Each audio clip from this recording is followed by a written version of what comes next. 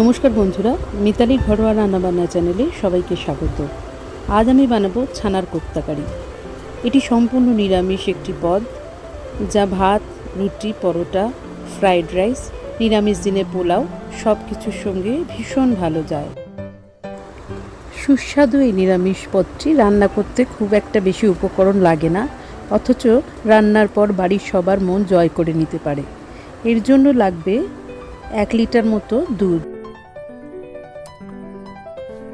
দুধটা প্রথমে খুব ভালো করে ফুটিয়ে নিতে হবে, যাতে দুধের কোনো কাঁচা গন্ধ না থাকে।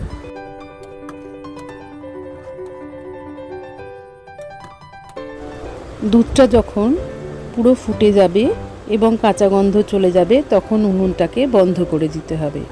এরপর আমি ওপর থেকে দেব 3 চামচ মতো ভিনিগার। ভিনিগারটা দিলে আস্তে আস্তে দুধটা কেটে যাবে, কিন্তু উনুনের তাপটা দেওয়ার দরকার নেই। আপনারা অবশ্য চাইলে ভিনিগারের বদলে লেবু অথবা ছানা কাটানোর পাউডার দিয়েও ছানাটাকে কাটাতে পারেন, তবে ভিনিগার দিয়ে ছানা কাটালে ছানাটা খুব নরম হয়। দেখুন 10-15 মিনিটের মধ্যে কীরকম ছানাটা জল কেটে আলাদা হয়ে এসছে। এবার এটাকে ছেঁকে নিতে হবে। ছানাটা ছেঁকে নিয়েছি। এবার ছানাটাকে কোপ্তার আকারে গড়ার জন্য এর মধ্যে দেব 1.5 চামচ মতো ময়দা, দেব সামান্য পরিমাণে নুন, একটু হলুদ গুঁড়ো এবং খানিকটা কালো জিরে।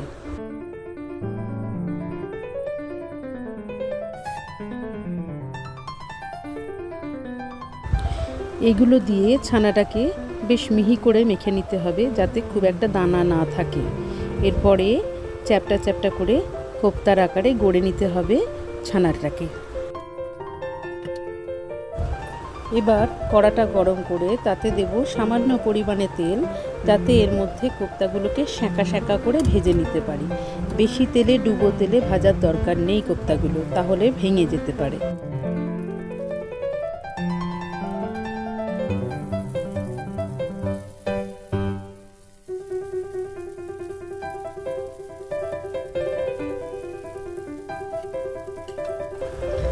আঁচটা কম রেখে 2 পিঠ লাল লাল করে ভেজে নিতে হবে কোপ্তাগুলোকে। বেশি আঁচ বাড়াবেন না, তাহলে পুড়ে যেতে পারে।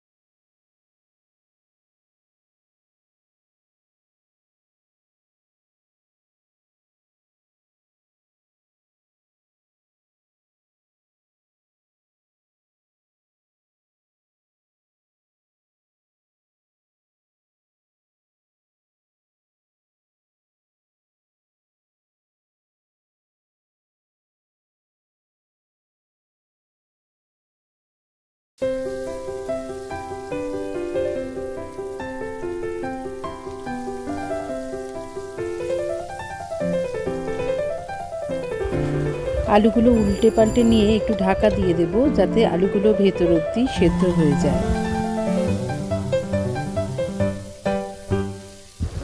মাঝে মধ্যে ঢাকা খুলে আলুগুলোকে উল্টে দেব, যাতে দুটো পিঠই লাল লাল হয়ে ভাজা হয়ে যায়।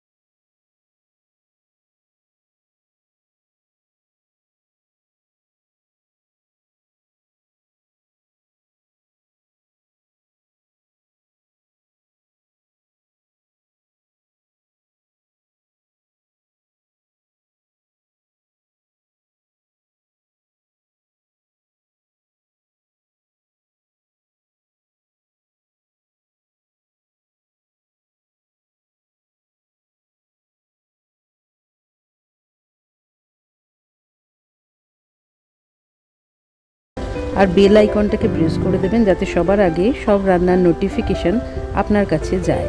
আর শেয়ার করে দেবেন, আর লাইক দিলে তো আমার খুবই ভালো লাগবে।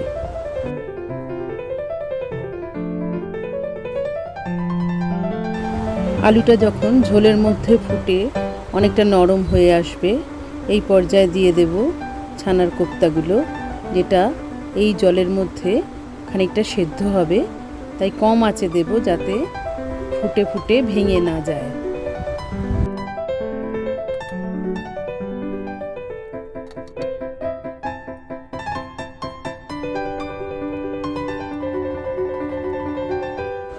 দেখুন একটা কোপ্তাও কিন্তু ভেঙে যায়নি, গোটা গোটা আছে, অথচ সুসেদ্ধ হয়ে গেছে কোপ্তাগুলো। আলুগুলো যখন সম্পূর্ণ সেদ্ধ হয়ে আসবে এবং ঝোলটা ঘন হয়ে যাবে, তখন ওপর থেকে দেব গরম মশলার গুঁড়ো এবং একটু গাওয়া ঘি, যাতে গন্ধটা সুন্দর লাগে।